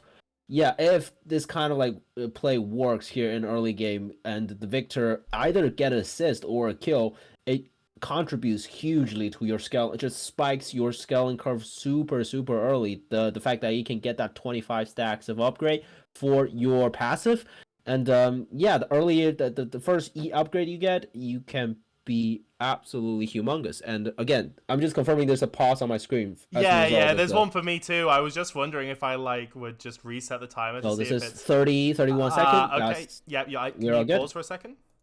Oh, okay. What number are you at? 37, 38. Whoa, okay, I'm at 30, so just pause for a second, and okay. I'll get up to you. Just tell me a number, and 41. folks, this is where the action is. 41. Okay, I'll get to you. We do actually see Big Boy Steve as you're getting traded. Okay, I'm at 41. Do we want to do the countdown away? I'll count us down. Just okay. I'll count us down. Jeez. Okay, 3, 2, 1, go. There we go. A lot of shenanigans here. 41 seconds, 45 seconds. Yeah, the stun will actually hit. But yeah, so no harm, no foul. Just a little bit of a poke and play here in the early game in the river, splash some waters. And yeah, the back channeling the back will be able to just a little bit late, I think. No, actually, yeah, it'll be on the camp sometime for side of Zach. And no harm, no foul here in early games. Really cool skins happening. Very strong skins game coming out here. Can I admit something to you, Jeff? I have not spent a single pound on League of Legends. I've been playing for 7 years, and I've still not spent a single pound in this game. That sounds like flexing, but sure. I don't know. Is that flexing, or is that because I was doing like a skin comparison with like people's like, oh, yeah, I've got like 800 skins, like 900 skins, and I'm like, yeah, I've got 60, and I haven't completed the champions yet, and I've been playing this game for 7. I was about to say 70 years. 7 years. Like, I don't know. Is it a flex? Is it not? But we do see laning phase beginning here. Again, we see the same as last time. Both junglers starting on the top side, wanting to get down to this bot side as fast as possible. Make sure that nothing sketchy is going on in this early game. And yeah, also if I will just quickly tab out to make sure stream is okay. So take it away. Yeah, I mean, take all the time you need, but here the first push actually goes over to the side of Aphelios. Did take a bit of a damage in that trade as well, just taking a little bit of that minion aggro, which can be so important in these early game. Yeah, no matter how many more autos you sneak into the enemy champions, if you're tanking 3 more caster minions, you'll be dead. That's like not a favorable trade at all. Speaking of unfavorable trades, a lot of damage comes in. Level 2 versus level 1, they are flexing their muscles here on an early game. It's a little bit of a revenge for what happened last game as well. And yeah, Gunga Milk and Ryan Air Pilot here taking control of this lane. They have to be very careful. They won't be knocked up by the tornado. God, chucking on some potion will be fine. But here, this Jarvan is looking for them. Very juicy. It's going to be really dangerous to them. You have to back away from this wave. Will be zoned off. They see the ward. They see the Jarvan coming. And so yeah, pay for the transgression for their early mistakes. Yeah, Jarvan really looking for a punish there. It was a good reactive roam for them. Did have to back off the wave. Not in a really nice spot this wave for the side of Aphelios, who so wants to back right now. So wants to get, you know, that item and just get that health back. But look how far he has to walk up for this. A flash EQ from this Jarvan would mean a dead Aphelios. And I really want to see Zach coming right now, not only for this Scuttle Crab, which will be spawning, but just to cover this bot lane because they need to get this shoved in. Otherwise, this Aphelios is just going to be dancing with death. I mean, the good thing is the wave is slowly but surely pushing out. I think just a little bit more minions on the side of quantity. So again, they will be farming out this wave under the turret nicely. You can see that Zach finding Jarvan in the jungle. Will be claiming the Scuttle Crab for himself for the side of quantity. But yeah, now control belongs to the side of Limelight in the river. Yeah, as we do see a trade up top. Oh god, Giga Chad Togath will not hit another knockup, but here comes the death. Has to flash away, so really beautifully done. Flashes forward, give a damn. Still have the passive, so they're still staying relatively safe. Doesn't really have to use that heal. Oh my god, that's so close. One more auto would have done it. just the power of the Cephalios. Actually, Ryanair pilot coming alive here in the second game, showing them how it's done here in this bottom lane. Still flashes forward. Will not be able to do it. There's a shield Oh, that they but here are comes the up and Jarvan. ready. But here comes the first blood goes over, but he will die under the turret. Here comes the Jarvan as well. I'm not sure that flash is absolutely necessary. And 2 kills going over for the side of 1 here in the early game for Quantity Force. Yeah, rest in peace to the bot lane of Limelight. I mean, it was a good idea. I mean, there was so many blinking health bars just screaming red, and you had to see the junglers come in at this point. A very aggressive play from the side of the Zac wasn't able to work, but getting low enough for the first blood that does go unfortunately over to the Renata. Not exactly who you want it to go over towards, but then you got those kills onto the Janna, which is also who you don't want. But this Jarvan will be able to use that. I would also like to highlight that both these teams' items do not want to fight. We have 2 culls on the side of both ADCs, and they're fighting like they've both got Doran's blades. Oh yeah, just so you wait. I think no one want to fight is a very strong statement. The Graviton will lock him into place. Here comes the Janus. Water Tornado will knock him up. The Glacial Augment gives a little bit of a armor resist and slow. But yeah, a lot of health advantage already gained here. The wave is pushing into them as well. This Victor is having such a hard time here in the mid lane. This with Nivea kind of applying a lot of pressure. Maybe just not really used to playing this champion. You can see that wall placement force him into the river. It takes down a lot of damage. So again, he will be just scaling up, farming up. So which is not really too terrible in the end of the day. Yeah, this Ornn, I just like to highlight this top side because this Ornn is hurting. And if you're actually roaming down here, this could be a disaster. They know they're jungling him. That ward is absolutely beautiful and will be knocked down, stunned up. He doesn't have the flash from that Jarvan gank, and he will be taken down.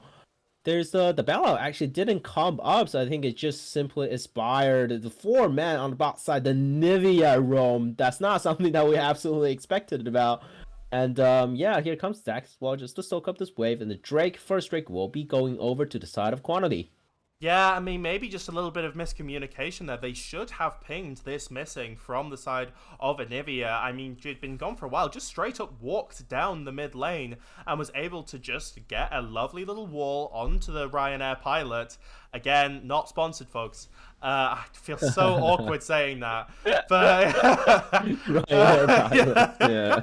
But yeah, it was a lovely little play, and yeah, it gets them ahead. We're already at 1k ahead for the side of Quantify. It's not curtains yet or anything of the sort. We have got the Ornn who will get you that gold back in the end game, as well as an Aphelios, especially with this Jinx who didn't get the brunt of that gold and only sitting with a pickaxe now in their items. But this top lane, a 20 CS, a kill's worth of difference already, a plate to go and another one maybe to follow as Ornn has to respond to the TP.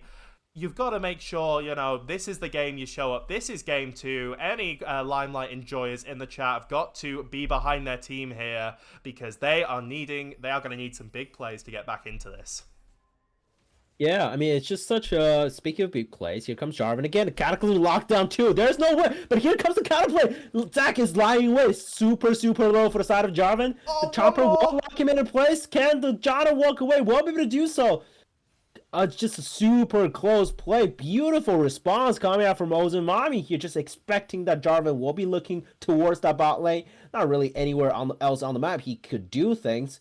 So yeah, just a beautiful response play that doesn't just really ended up in a lot, but still here in early game is still holding on, but he have to flash away. There's a full meaning wave hitting onto him, so I have to be very, very careful. Yeah, good play coming out from both sides. Yeah, the ult was not up, but it was almost up, and that would have meant a dead Ornn. But yeah, a lovely map awareness. I love seeing that. Deadly Fish going in! Yeah, still have the ulti. Oh! Minions! He is still okay. With the passive, he can heal up very, very quickly. But yeah, that Cho'Gath out is just ultimate. It's just a taking time bomb. The Devour happening all the time. You have to be careful in a 1v1 like that. And yeah, just like a couple more, 50 more HP to spend. I think that the Ornn will be able to knock him up.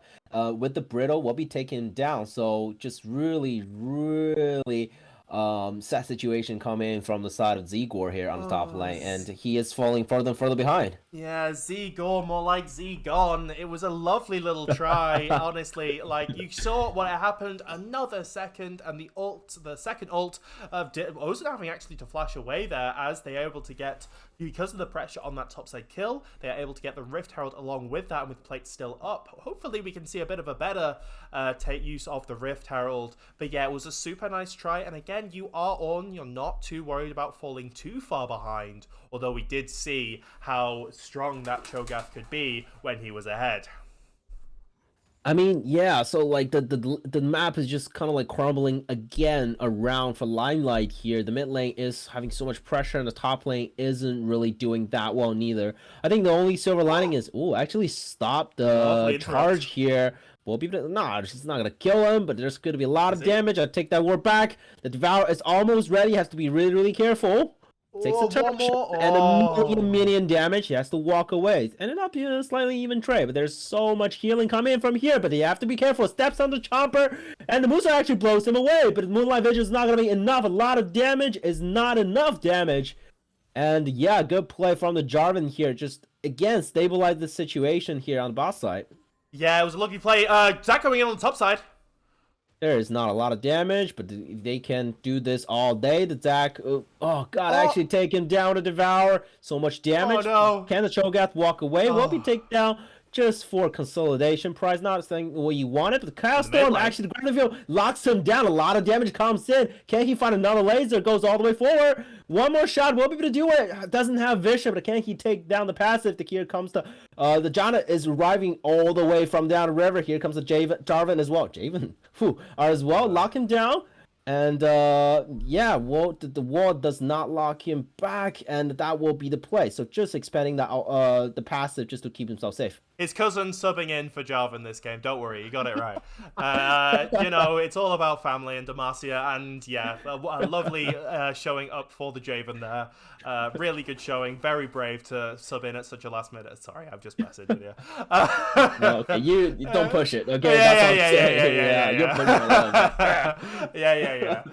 We all, honestly, casting is like, you think it's easy. You listen to like Medic, and you're like, oh my god, he's able to just get the words out, and then you do this in person, and it's much harder than it looks.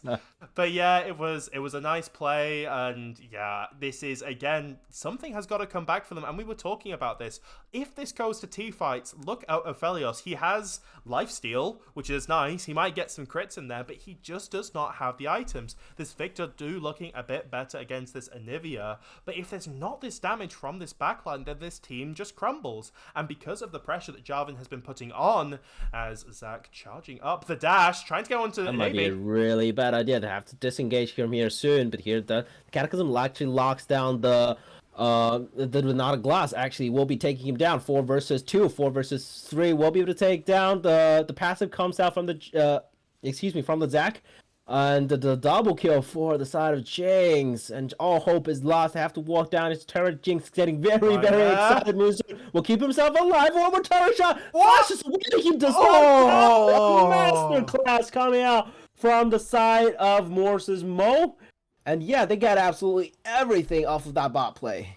Yeah, and Brian has come crashing down. That is just a real shame. It was a nice play, but oh my god, I've got to highlight Morrow's Mo there, because wow, what an individual play. Just knowing the limits of this Jinx, just solo diving under the turret, and look at the rewards of that, folks. 4 and 1 and 2 with a 400 gold bounty. That is going to be a lovely cash in for the Jinx. And yeah, I am looking for the resets as going in. I have to be really careful. 3 versus 1 here in mid lane. Somehow just managed to walk out of that unscathed without his flash. But yeah, Nivea here needs to be very careful as well. This Victor is getting a little bit more damage under his belt right now. Here comes the Zac, and might want to be very careful. Stay off the shield, have to walk away. And yeah, no harm, no foul as a result of that. But again, Limelight here very much on the back foot. This top tier 1 turret is almost just entirely gone off of the completely isolated 1v1, which is just, again, testifies to the power of this Deadly Fish's Cho'Gath and how well he's playing into this Ornn matchup. Turtle Turtle Limelight, turtle like your master Uguay. I mean, oh my god, you have got to get this on to level 13, get those extra stats on Victor and Aphelios to try and make up for that, and then you're just going to have to look at a fight that swings the game. We have seen Quantify a little bit disconnected on some of these plays as well. These lanes, oh my god, Zigor is getting absolutely abused in this top lane. He's putting on a good show. He is really trying his best. Zach trying to look for more plays, but I don't want to see these single, maybe not desperate plays. You've got to sit back. You know you're going to lose gold. It's a 5k deficit at 15 minutes. You've got to lose gracefully and make sure that all this gold goes onto your carries. Try and get on there, and if you see, you know, someone carelessly split pushing, someone walking without vision, that's when you snap and use these big ultimates. It's such an ultimate reliant team here on the side of Limelight, and try and swing that fight, as we see Ryanet getting damaged a little bit. A lot of slow comes up, and but yeah, the rest of the team here, there's permanently 4 people camping at about side. If you are welcome to 2023. Mr. Ryan and Air Pilot, it's just gonna be so frustrating. You can see the river here on the bottom side lit up with red side vision. They know everything, everywhere that is happening around inside this area, and yeah, it's just gonna be so frustrating because, like we talked about, in isolation again, which is like 20% of this game, this Aphelios, again, Ryan Air Pilot, it's a lot of individual strength. You can see he is up almost 20 CS up before all the thing happened with the Jarvan, the gank, and everything. So yeah, he is handily winning out this lane before all the interactions, and still he's still holding on despite all these interventions coming in from the side of enemy jungle. You can see his Jarvan maybe looking for mid play as well. The Victor very low. There's a lot of damage available on this Jarvan, and just one Cataclysm might able to just do it. But here comes the Zac as well. Maybe they want to find the jungle. They are invading into their own space. But yeah, again, just have to be very careful. Knocked out the combo to come up with the shield, and we'll be able to just walk away. If anyone was there, Zac was just a little bit late into the party. The beautiful cancel actually on to have to flash away. So well played by Davey here on the Janna. And bot lane here, turret is very low. They are looking for this one. That's gonna be the second tier 1 turret for the side of Quantity here. And as they are looking for the Herald. Yeah, a little bit greedy there from the side of Ghazi. That might not have been his fault. Maybe the jungler gave a bit of false insecurity, saying that he could cover, maybe looking for a bait, but he just didn't go the end that he wanted to, and big boy Steve-O, being the big boy that he is, was able to get a nice solo kill under the tower. Look, you just need to, as we see a solo in the mid lane. Bot lane. Jeez, this is a lot closer than we expected. It's a full minion wave, but Morse's Mom narrowly went out on that. You can see he just saw blood. It goes forward with the chompers, goes in, and Ryan Pilot, again, as much as he is heading these individual lane matchup, it's a 5-1 and 2 jinx, 1 item completed. And yeah, there's simply nothing you can do. He hit everything with the red blue gun, and sometimes what the best is not enough. Yeah, that fight was decided by inches. It was lovely by Ryan Air, but if you ask any self-conscious man, you know that a couple of inches can make all the difference. And it just went the side of Morrow's Mo there. That's a nice solo kill. Sitting at 500 bounty now with now 2 fully completed items. The Aphelios only having Bloodthirster, trying to get the support as well. Jesus Christ, he has to walk out of there very quickly. I mean, the cavalry is there. Zac is behind him to offer some kind of like emotional support more than physical. But here comes the knockup under the turret. We'll be able to do so. Not locked down under the turret. So they take down an enemy mid laner right under his turret while the rest of the team is nearby. That must be just so frustrating for the side of this Victor. The Moonstone knocks him away from the turret. The hostile takeover actually stops a little bit of time. Here comes the Aphelios. Will be knocked down. A Cataclysm gets onto the Renata and lock him down, take him, and send him back to the fountain. 2 quick kills, and they are owning the red side jungle of Avalon here. Yeah, this Avalon team has not wanting to die quickly. They have been playing really well. Big props to Ghazi as well. His Victor was so strong and just ended up collapsing due to circumstances, due to a dive that, just because of so much pressure that Quantify can get on this map. Jarvan and Janna, that jungle support duo, just being able to walk into this bot side jungle and take so much. So it is a very good showing from Limelight. They should not be disappointed by this, again, especially against such an experienced org and team that we see from Quantify. So it is a good showing, but now with almost an 8k, almost 9k gold lead on the side of Quantify, yeah, they're gonna be sleeping happy tonight, Jeff. Well, I mean, as much as we like to call this being a game, it is far from over. I mean, it is close. Not it's close-ish from over, but not over yet. Absolutely. I think again, like we said, last game, the hope we were trying really hard to come up with the silver lining for the side of Limelight, and there isn't many, just because the composition and how it's very centered towards the early game. They have a Caitlyn as their AD carry, Alessandro as their mid lane carry. They have absolutely no damage to do anything against the Cho'Gath, and against other champions on that team. But this time, with the champion that is drafted on the left side of your screen, they do have what it takes to combat this Aphelios, this Victor. Again, we're just being incredibly optimistic here. Well, if they get to the late part of the game, if they get items, 6 item versus 6 item, they still have a chance. But speaking of which, the Baron is already started, and the Cho'Gath is 1v1. This flashes over the gravity field, tanking the turret, does not care, and just chops him down. How do you play against that? But the rest of the team is getting actually forced away. The Moonlight Vigil's ready used. The TP! Have a lot of huge AoE damage. The TP comes in, knocks down everyone, and sends them all the way to black and white screen. That goes in together with the Aphelios. He's putting out damage on the backside, but from the front side, a double kill goes over to the Cho'Gath already. The passive on the ground cannot be defended. The Zac falls as well. 5 members strong for the side of Quantity, and they will have this purple worm as their reward. So tanks are supposed to frontline, eh? Well, no one called Deadly Fish that. Flanking on this Cho'Gath after just destroying Ghazi in the bot lane. A lovely TP and flank when Quantify had to disengage there. Had to make sure, because it was actually a very good engage from the side of Limelight initially. These ultimates can be very impactful, but it just did not work at the end of the day. Lovely kiting from the side of Quantify, and then with that TP and that re-engage, really good mindset, really good awareness. That's a play that you realize it's not just the individual players like playing well and sort of a lane beatdown or just like a team fight where everyone's playing individual. That was good coordination, and that can be something really difficult to do, especially a lot of teams in leagues like this. They don't play for years, rosters swap all the time, and so yeah, that was very good, and it's very disciplined play. Oh, Jeff, it's a 13k goal deficit. How are we going to cast this one? Well, we hold on and have faith and hope for the best and watch the Zac slowly die in the enemy team. What does Lexus shot gets him away, but the bailout is not going to be able to work, and 2 quick kills goes over just under his turret. The hostile takeover comes a little bit late, and Jarvan goes again forward to go drink the Cataclysm, has to be flashed away from. 4 versus 3 in the mid lane with the Cho'Gath pushing down the barrel of this bottom of this barrel, excuse me. But yeah, so like just the siege is happening, and that there is very little thing they can do. 1 million projectiles flying from across the screen. Takes down another kill. Renata Gloss, 3 dead in the fountain. They have no point to resist this onslaught.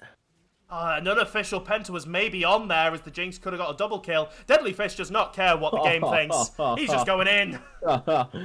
Yeah, the Ornhorn comes out, I think, for the second twine of this game. I've never seen, but to not very significant effect. Zac has to walk away, still burning down, walking back to his fountain. This is going to be a very early end game. 23 minutes, Zac all the way forward. Ooh. The Suicide Squad does not care. Sacrifice himself, the rest of the team cannot follow up. The Jarvan goes all the way forward. The Cho'Gath's with him as well on the front side. The bailout is not going to be able to work, and another rocket will be able to take him down. Falcon, the Mega Death rocket for the Jinx, and game 2 convincingly again for the side of Quantity. 25-2 to 2 within 18,000 gold lead. That's over half of what Limelight were able to get. Just an absolute shutdown onto the side of Quantify. Wow, they look scary. But yeah, very disciplined, very just so well played. Oh, look, there's our stream. So we know it's been playing. So that is very good. Stick around, folks. We will be looking to grab ourselves an interview. As you will see me now type in the game if I can just ask for an interview. But yeah, what a showing from Quantify. You know that Forks is going to be happy with that one. But yeah, congrats to both the teams. Honestly, a lovely series for our first best of 3 round robin for VL. I think yeah. Again, this is the season opener, and a lot of teams will be having their eyes. Don't know what to expect on this matchup, and if anything, this definitely put quantity onto the map. Get people noticed. This is definitely a force to be reckoned with, and yeah. So just even though we will see as the season progress, they might be the one to beat. So a very sort of a statement series coming out from them, quickly handling business and showing off, the prowess of their team communication, of their plays, and of their draft philosophy. Oh god, the stream is going. It's stream inside of a stream. Please, no, it's going. Anything. Okay, I think I have now. I think I've switched it over, but we will be getting an interview for you first soon. But yeah, wow. Quantify looking very scary there. Quantify Force. Honestly, GG's to Limelight there. It was a really good showing. They did have the ideas in draft and they did play champs that they liked, but at the end of the day, Quantify, they were so dominant and took initiative wherever it came. And yeah, a good 2-0 as I'm trying to find the image as, oh, I've just moved it. There we go. I will change that to a 2-0 for Quantify Force. Oh, very well deserved, I think. Again, yeah, just like both of these teams, both of these games, excuse me. Yeah, from the side of the Avalon, again, it was not sort of lost from the beginning. Let's say pre 10 minute, pre 15 minute, they stayed very, very competitive across all lanes, and was making plays around the map, was trying to make things happen, reacting to plays that the other team was making. But I think it's kind of like a Russian, like a kind of like a Russian roulette kind of thing. It's just like there's only so much they can do, and like the attack keeps coming from the side of Quantity Force, and there was one slip up. There was always that one time they were not prepared for what they have in store. This play to engage, the team fight around Herald, and yeah, one slip up and um uh excuse me, Quantity takes advantage, and they just never let go of the advantage they gain all the way into the mid game. Perfect snowballing and end the game as quick as 23 minutes, as in this last game's case. Yep, we are. I'm looking to get the coach in. We are just going to see if we can set up a call, see if we can get their IGN, so we can get them in the interview room. So, would you like me to take? Thank you very much, lads. Oh, you're so amazing. Right, see if I can maybe friend him. I think. Right, how do I? Right, I will. I'll just put it in here. Okay, here we go. Let's go, ShipX. By the way, ShipX is the Quantify coach, and we will get him in. We'll get him some great drafts, honestly. Just really easy team comp identities, play to the team's strength, and yeah, I just can't fault them. Yeah, Quantify are gonna be very happy tonight. So yeah, I'm posting this. Here we are. We have ShipX in the interview room. Do we both want to go, or how do we want to do this? Both go? Yeah, we can take turns asking questions if that's what you mean. That sounds amazing. Okay, so ShipX in the gulag now. Do we bring him over, or does he come to us? I think I'm going to bring him over. Let's do it. He won't be here anytime soon. All right. Is this the wonderful ShipX? This is him, yeah. Oh, congrats for your team. You must be super happy. A 2-0 absolute decimation for the side of Quantify. How did you feel those drafts go? How do you think of the performance of your team?